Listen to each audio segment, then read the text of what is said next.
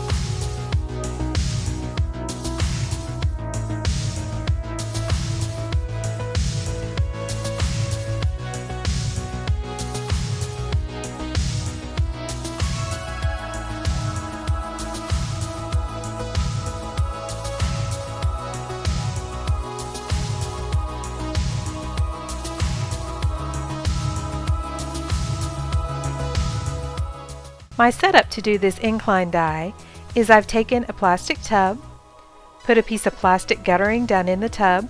One end of the guttering is in the tub, the other end is hanging over the edge, and I have it braced up against a wall so that it won't move up and down.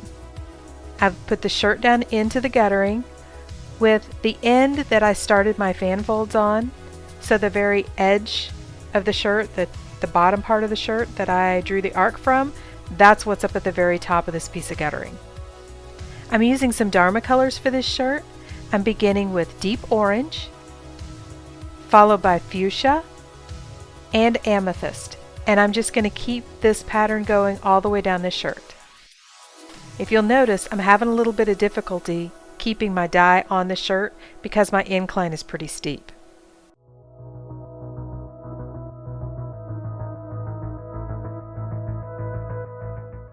I'm going to add a little bit of soda ash on top and load it down with some ice.